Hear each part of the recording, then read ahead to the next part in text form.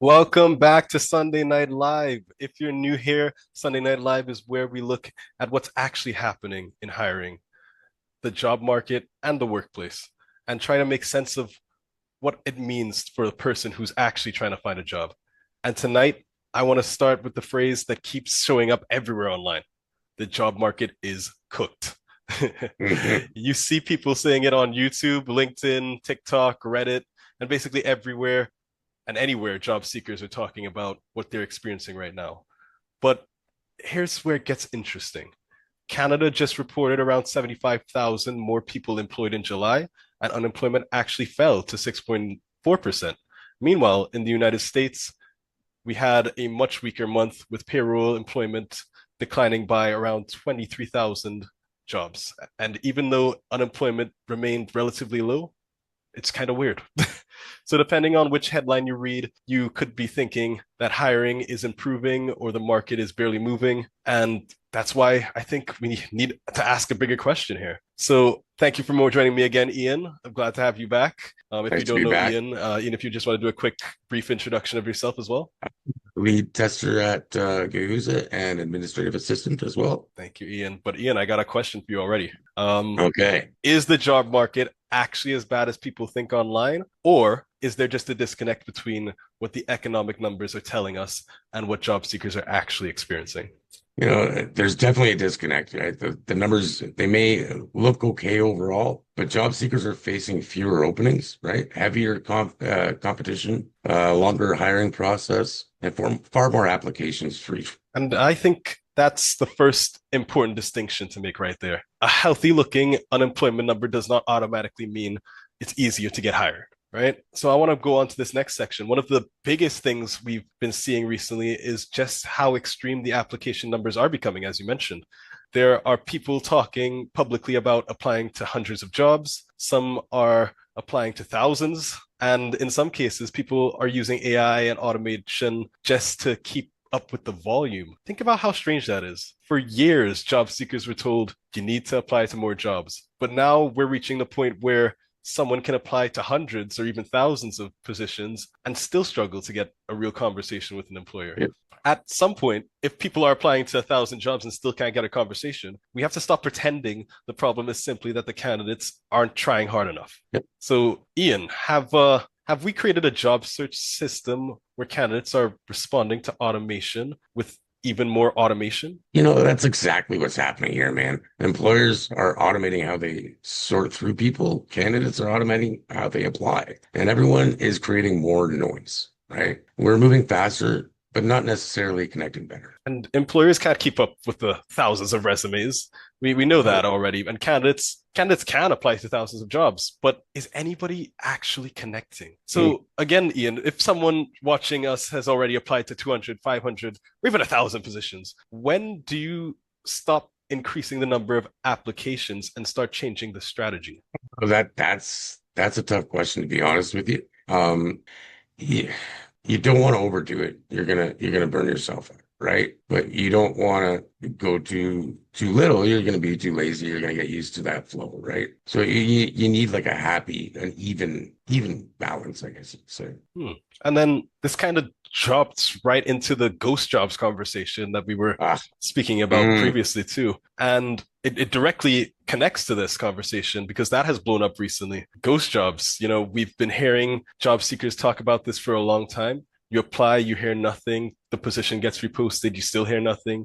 Then weeks later, you see the exact same position advertised again. And now the issue has become big enough that we're seeing government attention and investigations around whether some advertised opportunities actually represent employers who are actively hiring. Now, obviously, we shouldn't assume every reposted job is fake. There can be mm. legitimate reasons for reposting, but I think the frustration can from candidates at the end of the day is very real. A job posting and an employer who is actively hiring are not necessarily the same thing. So back to you, Iain. How does a job seeker distinguish between an employer that genuinely wants somebody now and a posting that's just sitting online collecting applications? Feel that, you could tell by the signals, right? A real hiring need has recent activity. clear timelines, responsive recruiters, and specific next steps. If a posting sits there for weeks with no movement, it may be more about collecting resumes than actually hiring. That's very true. And then from the employer side, if you're not actually ready to hire people, this is another question for you, Ian. Should that job still be advertised as though you're actively hiring? It's kind No, of not at all. misleading. That's it's a false advertisement in my eyes. Yeah, definitely misleading.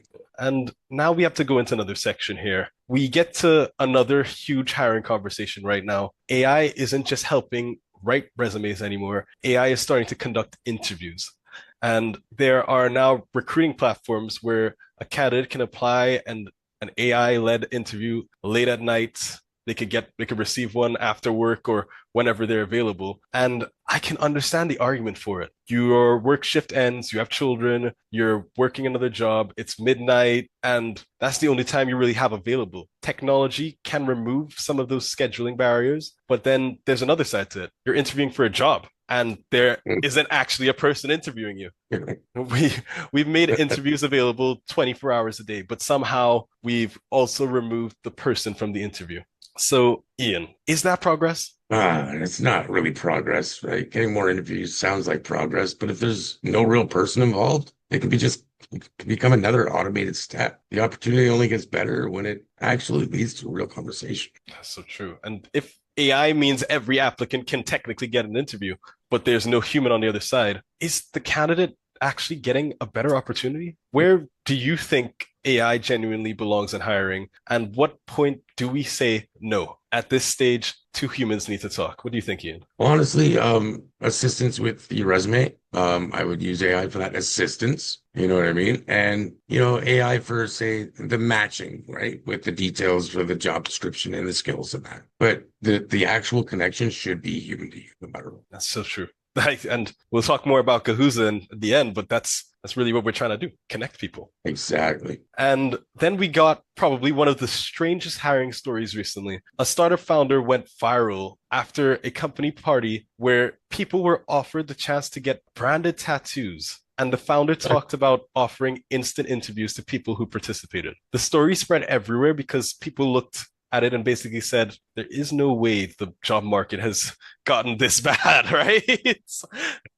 Now, the company later clarified that people didn't actually need a tattoo to get an interview, but I think the reaction is more interesting than the actual tattoo because people immediately connected it to how desperate candidates have become just to get access to an employer. People weren't really reacting to the tattoo, they were reacting to the desperation in the marketplace. And going into this, a question for you, Ian, again. Do you think candidates are becoming so desperate for access to employers that they'll need to do almost anything to get even 5 minutes in front of a real decision maker? Yeah, I think a lot of candidates are getting to that point, right? After sending out application after application and hearing nothing back, 5 real minutes with an actual decision maker can feel more valuable than any other 100 applications online. And where should employers draw the line between creating an unconventional hiring experience and taking advantage of how desperate somebody might be for work? They should definitely draw the line at how they're advertising, really. You know what I mean? You don't want to appeal to the desperate, Like, you want to appeal to everybody, but it all starts there, I think. And I think this is where we should bring the conversation back to the actual July numbers because Canada had a relatively strong month. Employers increased by about 75,000, employment increase, sorry, and unemployment came down to 6.4%, but youth unemployment was still around 12.6%. And that is pretty important because you can simultaneously say Canada added jobs and young people are struggling to break into the market. Both can be true. And in the United States, the picture was very different. Payroll employment declined by around 23,000 jobs in July. Healthcare workers continued adding more. There was more healthcare workers, while areas such as retail experienced losses. So depending on your industry, age, and experience level, you're potentially experiencing a completely different job market from somebody else. There is no single job market at the end of the day. There are dozens of job markets happening at the same time. So, Ian, when somebody hears 75,000 jobs were added, what should they actually do with that information? Like the big number, it doesn't tell you much on its own, right? Look at which industries are actually growing and whether your skills can transfer into those opportunities. Because someone working in healthcare might look at this economy completely different from someone trying to break into another industry. And that's the reality of it. Yeah. And when you put all these stories together, I think they actually point towards the same problem. Candidates are sending hundreds of applications. Employers are using more technology to deal with the volume. Candidates are using AI to apply faster. We're debating ghost jobs. AI can now interview you in the middle of the night, and companies can go viral by offering people immediate access to an interview. Underneath all of that is one basic thing. Job seekers are trying desperately to get to the part of hiring that actually matters, a real conversation with somebody who could hire them. And that's frankly exactly what and why I think what we're doing at Guhuza really does make a difference. Guhuza is a live, real-time interview marketplace. It isn't designed to be another job board where you upload a resume, click apply, and then wonder what's happening. When you create your profile on Guhuza, if you're matched with an opportunity that the employer is actively interviewing for, you can be notified and have the opportunity to join the employer to have a live interview in real time. That's the difference. We're not trying to help candidates send more applications. We're trying to shorten the distance between you're a match and let's actually talk. The future of hiring shouldn't just be faster applications. It should be faster conversations. And then another question for you, Iain. Do you think hiring technology has spent too much time optimizing the application and not enough time optimizing how quickly the right candidate can actually meet the employer? Oh, absolutely. We've gotten really good at making applications faster and easier, but not necessarily at getting the right person in front of the right employer faster, right? That's where the real value is. And then how much can an employer actually lose by making a qualified candidate wait days or weeks before they ever speak to somebody? He could lose the best candidate, or they could lose the best candidate. Sorry, they might get an offer somewhere else. That candidate might just move on and give up because, I'm not waiting around for you. I need to make money. I need to get a job, right? Yeah, exactly. So when people say the job market is cooked, I don't think we should completely dismiss how they're feeling because the frustration at the end of the day is real. But I also don't think job seekers should hear that phrase and conclude there are no opportunities, so there's no point in trying. Companies are hiring. Some industries are growing. People are getting jobs, but the process has become incredibly noisy. And if everyone can apply to everything, simply being another application isn't much of a strategy anymore. Your goal isn't to win the application game. Your goal is to get into the right conversation. And then I guess one of my last questions for you, Iain, if somebody watching tonight has been applying for months and they're exhausted, what are 3 things you would tell them to change this week? I think apply more strategically, focus on roles that actually fit, and maybe spend more time connecting with real people instead of just sending out applications. And then what's one thing you would tell them to stop doing immediately? Stop doing immediately. Stop sending out mass amounts of applications and resumes. Stop automating everything. Get out and do the real work yourself. Exactly. And that's really why we do Sunday Night Live. We don't just want to tell you jobs went up, jobs went down, unemployment changed.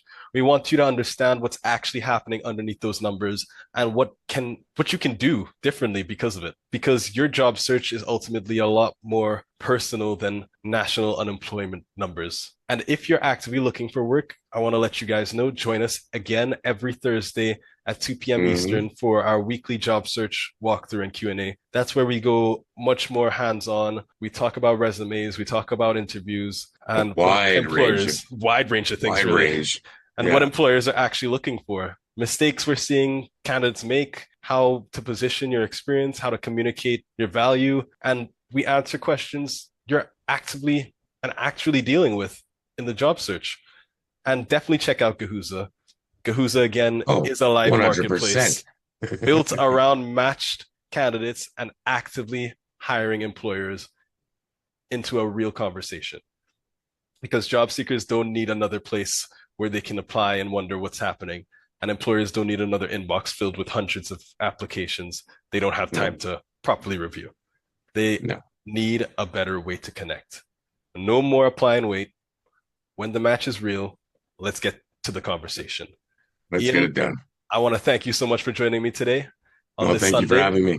And everyone watching, we'll see you again for Thursday at 2 p.m. Eastern when we're doing our weekly job search walkthrough. Thank you so much, everyone, for joining us, and hope to see you guys again for the next week's Sunday Night Live. Have a great one. Enjoy your week. See you guys.